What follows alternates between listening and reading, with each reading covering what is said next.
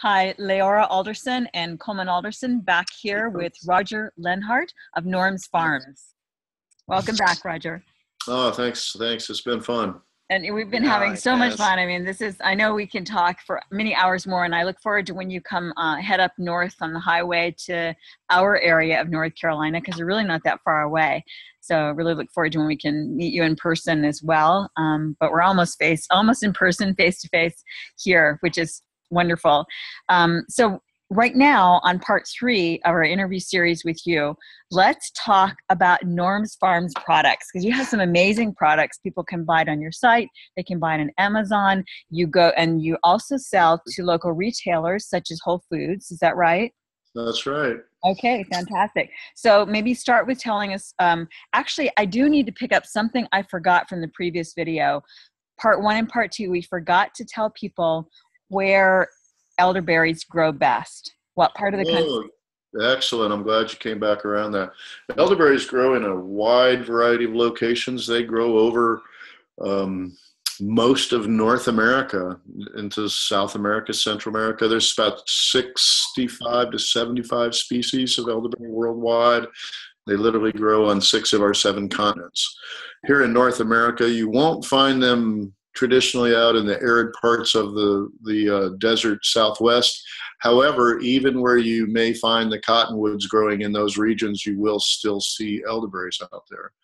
They grow all over the eastern seaboard, from Florida all the way up to the Hudson Bay of Canada. There are some of the varieties that actually came out of upstate New York, the variety like the York, that kind of thing. Out of Canada, we've got the Victorias, the Kents, the Novas. Some of those are the northern varieties. We have the varieties that come out of the Midwest, the Wildwood, the Eridu, the Bob Gordon here out of North Carolina. That Magnolia species was one grown here in the Piedmont. That's a big, vigorous, robust grower. It grows to about 12 feet tall. I love the plant. Possibly not the best commercial variety, simply because it's a little bit too big to manage. Yeah. But it is a beautiful specimen, and it has large clumps of very juicy berries. Anyways, back to that same concept here with the elderberries. You do want to think about soil pH. Elderberries will grow in a soil pH from 5.5 to 7.5, slightly acidic to slightly alkaline. Elderberries will tolerate being completely submerged. So along a creek bank, if the creek floods, they can be completely underwater, but as long as they dry out and they have periods where they're not wet, they can actually live in those kind of locations. The one thing elderberries can't tolerate is wet feet all the time. So they'll grow at the edge of the pond or at the edge of the bog or the edge of the stream, but not in the bog or the stream. We see elderberries growing in fences, ditches, stream banks. People always want to know if that's where they like to grow. Well, the answer there is that's where we let them grow. If there's a fence in the way, it's harder to mow and eradicate them. If there's a ditch, we can mow the ditch above it, but not into the ditch. Same thing, creek banks, very hard to maintain with equipment. So the elderberries tend to flourish in those areas. Again, it's because they get left alone. They really want to grow in full sun, the same places we would grow the commodities, the corn, the wheat, the soybean, the cotton, the peanuts. The old timers talk about, and there's stories where they would literally go in and camp out in the elderberry patches that would cover many, many acres. So they would camp out, they would process their year's worth of elderberry, literally put it in cider barrels to bring back with them to the homestead. These patches of giant elderberries are gone. We've literally spent the last 100 years eradicating most, not only of our elderberry habit, but a lot of our native perennial habit. If you look at all the area that's grown up in corn and soybeans and wheat out in the Midwest, most of that was all tall grass prairie, full of things like primrose and blazing star and blue stem. And I mean, you know, the number of perennials that supported all the wildlife out there and all the pollinators, it's simply gone. It's just gone. Yeah. Wow.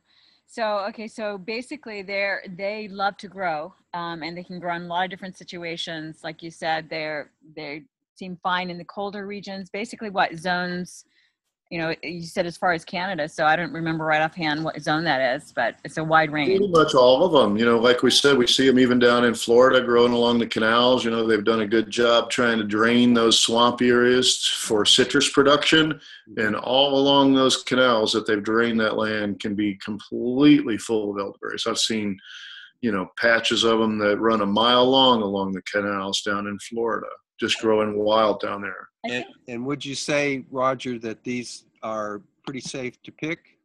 Folks are concerned sometimes about how safe are these berries to pick. I had a grower down in Florida wanting to sell me elderberries. They maintained over 35,000 acres of citrus, and he said, we have literally miles of canals full of elderberry, and we've got the staff to pick them. How many do you want to buy? And I said, are you an organic orchard? And they said, no. And I said, I don't want to buy any of them. Yeah. I don't. I mean, again, if there's an orchard within 25 feet of that canal, and that canal is being, diverted not only to water and irrigate, but potentially excess runoff. Yeah. Sure. I don't trust those elderberries. I'm sorry. Yeah. Totally. But the whole point is that they grow in a wide condition of both acidity and alkalinity to soil types. They'll do well in well-drained sandy soils, and we find them growing in better, heavier soils. The one thing that's bad about the well-drained sandy soils is those particular types of soils do not hold fertility very well. So if a person does have that type of soil conditions, then they're going to want to think about how can we feed those elderberries periodically, either through, broadcast spreading the materials that they need, or they're going to have to do some fertigation. Part of their irrigation system would be allow them to bring those extra nutrients that the elderberries would need, because they do need those nutrients to produce a healthy crop every year. If we continually harvest and those nutrients are not being replenished in the soil, then we're not going to get the kind of results that we want out of those berries, which is, the high brix content, all the antioxidants, all those minerals that we find that the elderberries are so well known for, the vitamin A, the vitamin C, niacin, thiamine, the riboflavin, the flavonoids, and the bioflavonoids. It's a really complex food. Yeah, the list just goes on and on. So that's a perfect entree into what you guys sell at Norm's Farms. What are the different products that you have? Well, we have a supplement line, and right now that supplement line includes the pure elderberry extract. From that extract, then we make the other supplement, which is the elderberry wellness syrup. And that is a combination of the elderberry extract along with honey, cinnamon, and cloves. That product was designed to help people when they actually have some full-blown conditions of the watery eyes, the runny nose, the scratchy, itchy throat, those type of things. The elderberry is an anti-inflammatory, so it helps if you've got some of those conditions going on in the throat. Honey, natural antibiotic. Cinnamon is an expectorant, so it's going to help loosen congestion. Cloves are an analgesic. That's going to help with a little bit of pain reduction, just the same way you put a little clove oil on the gum for a toothache. Right. So all those things work in concert. You get the properties of the different components of that recipe working together to literally work as a 1-2 punch to, help you during those times of seasonal distress. Right. The elderberry extract is often something that people take pretty much on a year-round basis as a daily immune support. The prescriber's newsletter came out recommending elderberry as a daily immune support over echinacea. Echinacea is great, the cone flower, but they tell you in that you really should only use the echinacea for about 2 weeks, and then you need to lay off for about 2 weeks. So it's not as well known and as good as a daily immune support as the elderberry is. So they look for that with the extract. They look for the vitamins, minerals, and nutrition that the elderberry provides. All the ingredients and the components that make up that extract are water soluble. So they'll take that because it's like a liquid mega vitamin. They'll do it to help support their immune system. They take it because it's got more antioxidants than most of our superfruits that we know of. Blueberry, it has 3 times more antioxidants than a blueberry. It has 4 times the antioxidant of a pomegranate. Now, is that when you say it has 3 times more antioxidants of a blueberry and 4 times more than the pomegranate, do you mean like 1 dose of the extract has? Well, I just mean as a component of the elderberry. When the USDA published their findings on antioxidants, it's called the ORAC chart. ORAC stands for oxygen radical absorption capacity, and that addresses the antioxidant level in fruits and berries. And they published a chart. And in that chart, you can see what those levels are of those fruits and berries, of which elderberry is higher than just about everything. There's only one thing that is published in that chart that's higher than elderberry, and that's Aronia. Aronia has slightly more than the elderberry, but it's also well known as chokeberry. Right. Yeah. We have that. So it's not very palatable, whereas elderberry is delightful. You know, it's very palatable. Aronia, on the other hand, is so tart and so astringent. You know, it literally creates a choking reflex and a puckering kind of reflex, and you just can't take it straight. You have to put it with something else very sweet in order to be able to even stomach it. So we have that going for us over the chokeberry. Well, we do have the Aronia berries, and we don't mind them eating them raw. They have those big seeds though? Is that what are the seeds like in the elderberry? I know that we shouldn't eat. We should spit them out. Yeah, the seed in the elderberry is tiny. I mean, the berry itself is about the size of a BB. You know, they're not very big. Yeah, right. 1 8-ounce bottle of elderberry extract requires that we use about 2,000 fresh frozen elderberries to make an 8-ounce. Wow, that's a lot. That's quite a ratio. Yeah, and we've touched on some of the growing and producing, and we're going to get to that more in the 4th video. But for now, let's go back into your products and what else you guys have. Okay, so we mentioned the 2 supplement lines that we have. We are going to be introducing a children's formula into that supplement line this fall, and that will just be an elderberry extract and blueberry juice. So that will be coming out this fall. The other products that we currently have are our lines of jams, jellies, and preserves. Nice. So we first started out by making an elderberry jelly. So people always say, what's the difference between jams and jellies? Jellies are made with juices.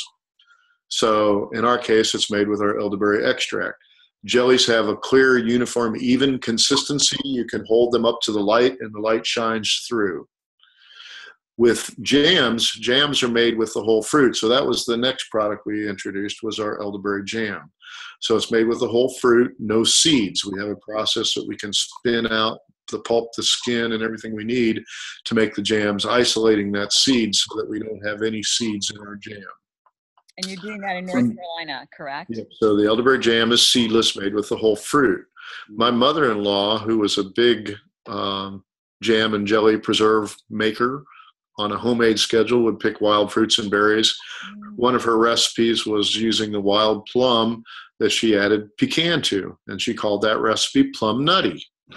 So she was the inspiration for putting the pecan in with our Elderberry Jam. But we also decided that we wanted to create a different flavor profile from that jam, and that's why we introduced the ginger to it. So you get a nice start with that elderberry, the fortification of the protein in the form of the pecan. But then because ginger is considered a warm or a spicy flavor, you get that nice warm ginger finish with that product. And then the 4th product we have is a blueberry elderberry preserve. And the blueberry elderberry preserve is half fresh frozen blueberries along with our elderberry seedless jam. With that, because it uses those whole blueberries, there are a few seeds in there, and then that's why that product is labeled as a preserve.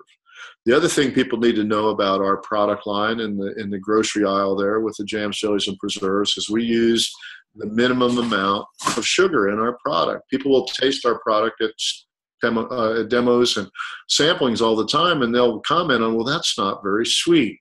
There's a couple reasons behind that. Elderberry is considered a tart fruit with not very much sugar in it compared to most of our sweeter fruits.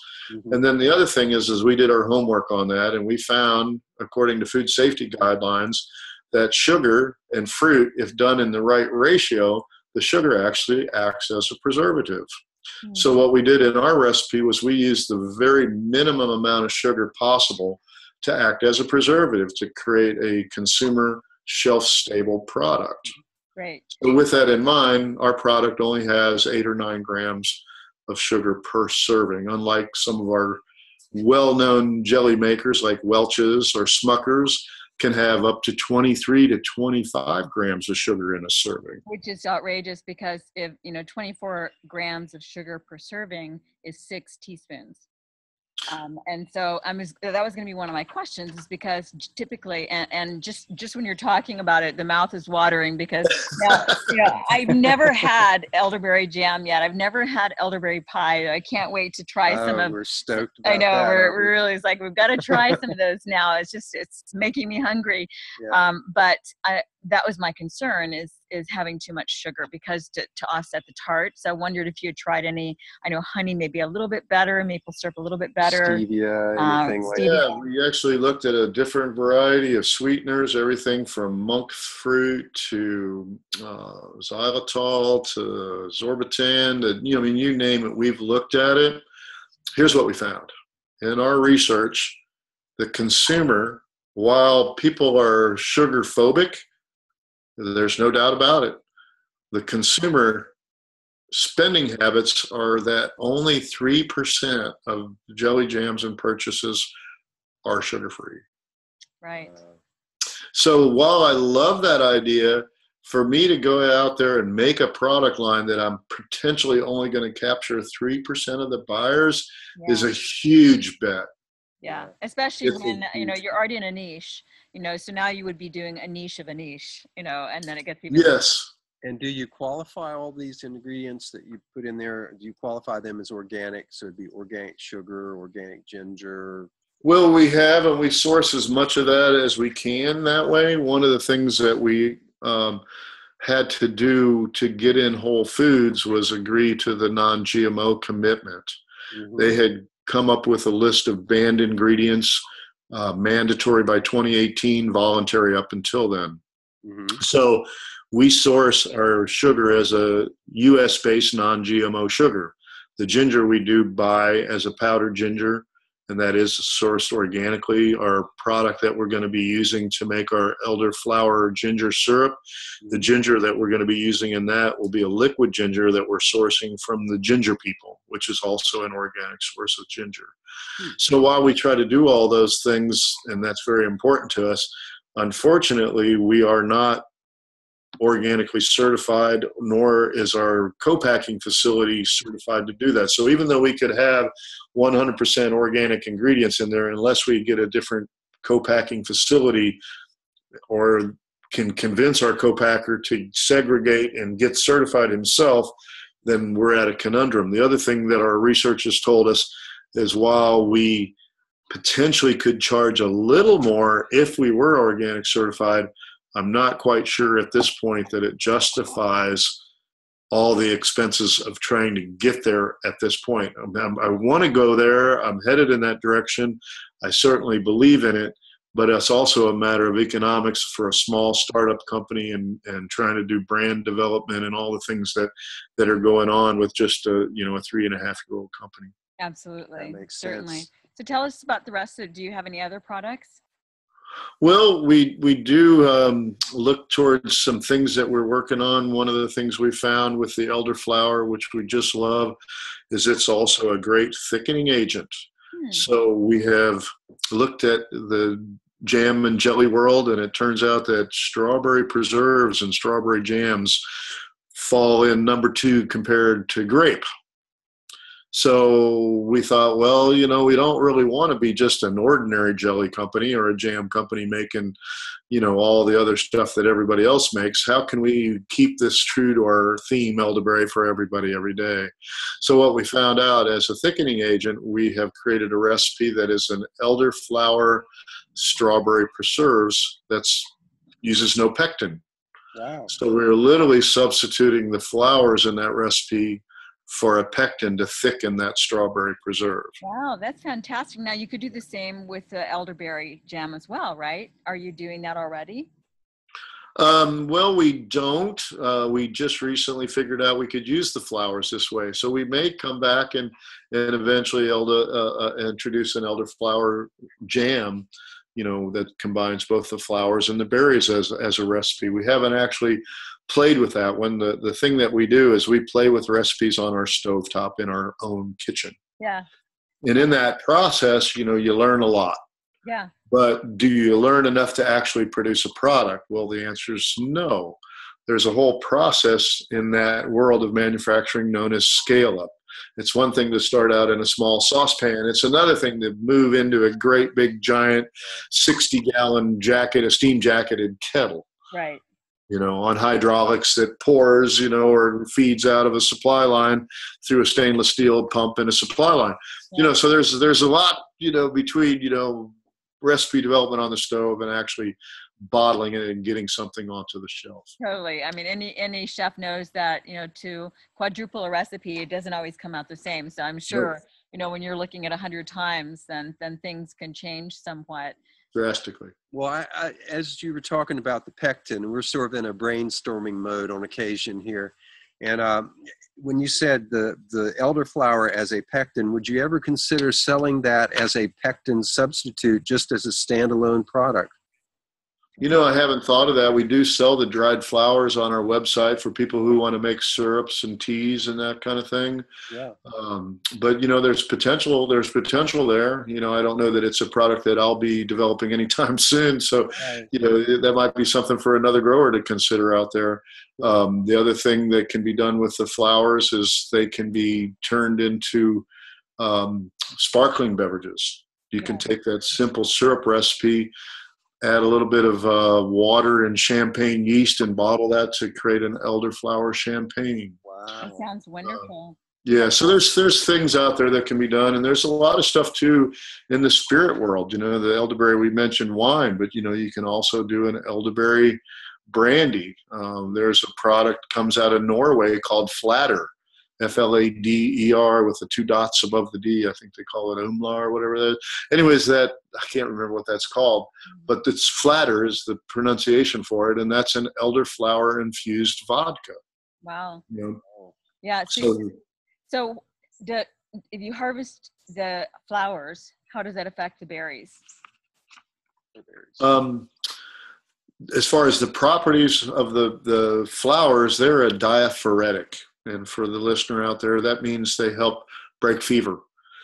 So if you've got a condition where you've been, delirious and suffering from fever and just generally under the weather, an elderflower syrup tea would be very good at help breaking the fever.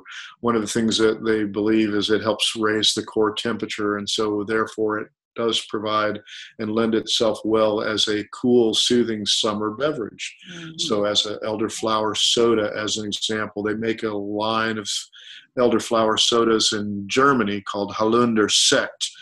The elderberry Holunder, meaning hollow stem, is the name for that product out there. And it's a sparkling elderflower beverage that is more popular than 7-Up or Sprite. Wow. Yeah. And so there's another product idea. Yeah. I mean, there's just so many things. The wood itself on the elderberry is a hollow stem, known as the pipe stem or the bore stem. You can push the pith out, and it's like a natural styrofoam packing peanut. The stems can be turned into laminate goods. We can run them through an industrial roller and make sheet goods out of it. Same way they make bamboo sheet goods. Wow. The pith can be floated off. It can be pressed with an adhesive into forming things like sandwich cartons and egg cartons and corners for packing peanuts. So we've got about 30,000 pounds of biomass to the acre. Every 3 to 5 years, you can literally cut all those stems to the ground. And then that can be used for biomass, whether that be wood gasification or turning that into value-added sheet goods, furniture, laminate furniture, all kinds of good stuff. The elderberry cane has been used for making flutes and walking sticks. So, again, we're just starting to touch the base. Just barely touching the surface. And we'll go into that a little bit more in the 4th video, but to bring back and wrap up the products, part of the question I had on the flower is if you harvest the flower, then do you not have the berry? Bingo. Okay. So you decide now, in which case, if you were growing elderberry for the flower, would it be a different plant? Which variety would you choose? Well, there are some of the varieties that lend themselves better to both flower and berry production. Example is the wildwood, and of all the varieties of elderberry, it's the most indeterminate. So for listeners that don't understand that terminology, there's determinate and indeterminate. And if we talk about tomatoes, it's really easy to understand. A determinate tomato is like a bush tomato that forms all of its tomatoes within about a week or two, and then it's done, no more tomatoes. An indeterminate variety of tomato would be like a cherry tomato that produces new flowers, new fruit, all season long. So with that in mind, the wildwood is much more indeterminate than all the other varieties. The opposite end of the scale is the Bob Gordon. It's the most determinate of the varieties. So with flower production, as you mentioned, if you harvest the flowers, you're not going to get berries. Well, with the wildwood, what we find, because it's got a long inflorescence season, you will find clusters of ripe berries, clusters that are on the process of ripening that are all green, and flowers that just formed. So your first flowers form first, they produce berries quicker than those later ones do. So ideally with that plant, you could come in and harvest some of the early flowers, letting those later flowers go ahead and form and mature, in which case with that particular cultivar, you could get some flowers and some berries. Excellent. As an example. So that would be, and what was the name of that one again? Wildwood, spelled W-Y-L-D-E. W-O-O-D, and I mentioned the Wildwood Cellars in Kansas. That particular variety of elderberry was growing on their family farm in Oklahoma. He happens to be in Kansas now, and that's where he has his winery, and he makes a line of elderberry wine from European concentrate. He happened to be the winery that promised to buy my berries when we started. Oh, excellent. And so that would be, but that would be an example of, and presuming the berries are also good ones, that would be an example of something if you wanted to grow a backyard elderberry for your family, that could be a good one because it's producing all summer and you have a chance to have a little bit of each thing. You know, the berries. That would be a good variety.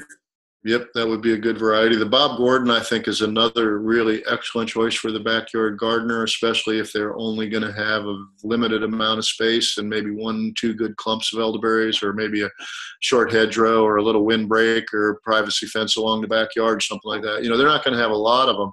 The advantage of those in small quantities, the elderberries that come from that Bob Gordon have a tendency to hang down. They're so big, plump, and juicy that those flower clusters literally will hang upside down. Typically, they don't. They literally stay upright. They're almost like a helicopter pad, if you will, for a landing spot for the birds to land. They sit on top of the cluster and they eat them all. When the clusters hang downward like that, the bird literally has to hang upside down, try to hold himself to that upside down cluster of flowers and eat the berries while upside down. Right. As a result, they oftentimes fall off the clusters of berries, and they have to kind of try a multiple approach to get to those berries. And if the easier picking berries are in the row next to them, they go to the row next to them. Right, absolutely. So which variety is better for is better if you don't want the birds to eat your berries again?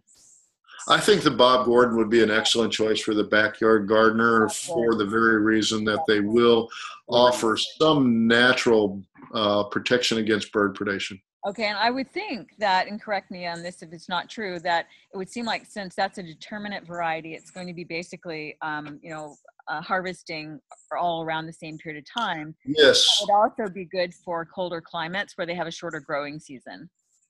You know, I don't know that the season length or anything is going to have much to do with that. The elderberries tend to key in both to the light cycle and the frost and the heat, you know, so I don't think you have to worry about that.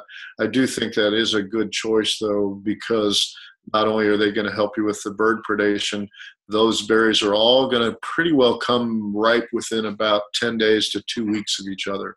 So you're literally only going to have to go out to that patch maybe a couple times to get all the ripe berries. Good. With that wildwood being at the opposite end of the spectrum, you know, you may end up having to spend about 8 weeks. You know, every week you're going to have to go back into those to get all those ripe Kind berries. of like the way it is with blueberries, many of the blueberries. Well, there are different varieties of blueberries too that are early, mid, late season. There's some that tend to be more determinate and less determinate. There's a lot of variation in the blueberry world, and especially climatically. The berries that exceed and do well in our northern states like Minnesota, Michigan, Wisconsin, they don't do very well down here in the South at all. They really don't. Oh, interesting. Well, back to on the cuttings, that is another actual product that you sell. That's correct, Coleman. It is. And these cuttings that we sell go out during their dormancy period. So we start taking the cuttings only after all the leaves have fallen off. So what we're selling is essentially a bare twig with leaf buds for below soil level and another set of leaf buds for above. So every twig, every stick, sometimes referred to as a live stake, those live stake cuttings will have 2 sets of nodes, 4 buds in all, 2 for below ground and 2 for above. And are these bare root, or are they in some sort of medium? They have no roots on them. They're basically dormant. They're alive. We ship them during the months of January, February, and March during their dormancy. The reason we do that is we don't want those things to break dormancy until you get them in your hands. Right. We actually hold them and keep them from breaking dormancy by keeping them in cold, dark storage. As soon as you take an elderberry out of the package, when you receive it, you put it in a glass of water on your windowsill in the morning.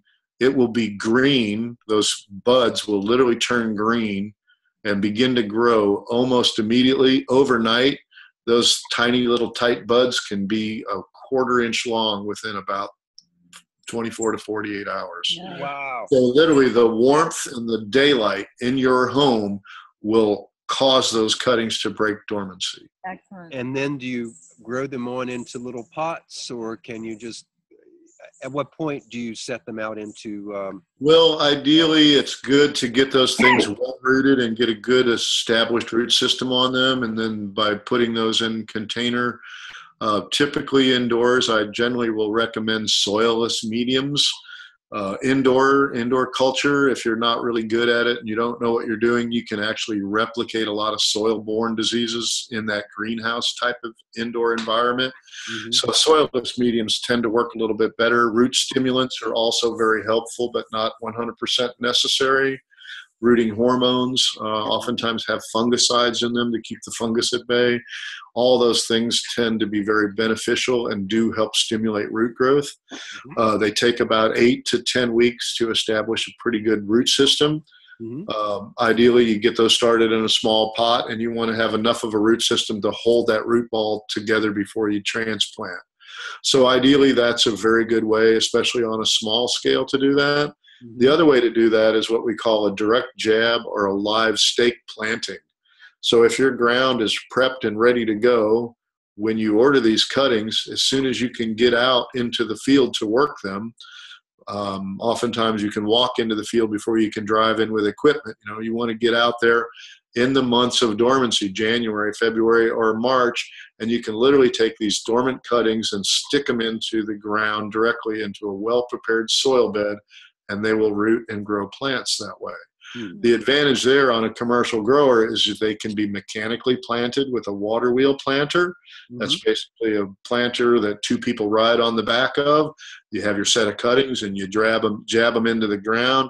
There's a set of tanks on this thing, and it gives every cutting a shot of water as you plant it. It opens up the furrow, you put the cutting in the furrow, 2 wheels close the furrow, and it gives it a 2-cup shot of water.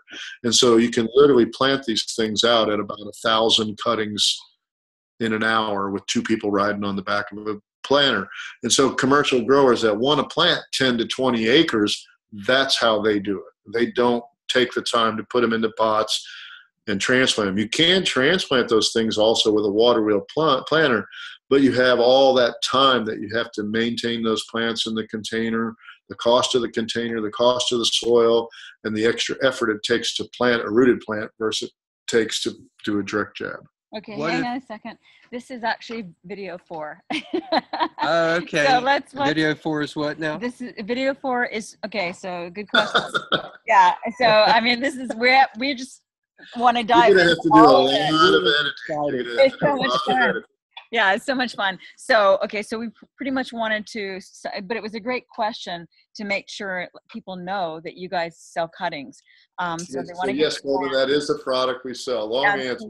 Yeah, absolutely. We get it. And you can buy a single cutting or you can buy 1,000 or more, right? Well, we do also have that price break for the 100 lot. 100, okay. But pretty much, yeah, so you have the range of what people want. So they're $3 a piece individually. They're maybe $2.75. If you buy 100 lot, they go down to about $2 a piece if you buy that 1,000 lot. Okay. So you literally are saving about $1,000 on that 1,000 lot order. But it is an investment. It's about $2,000 investment just for the cuttings. Yeah. Then you've got to think about, well, I'm going to have to purchase my perennials and my cover grasses. Right. If I'm going to use weed barrier, mulch.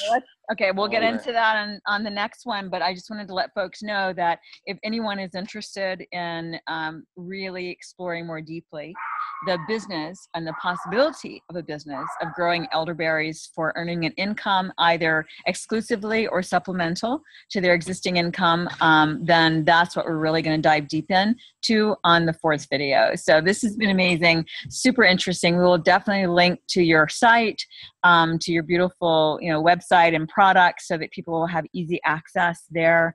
And really appreciate the time that you spent sharing with us and look forward to seeing you on video 4. Okay, very good. All right. Thanks, Rodger. Thank you, guys.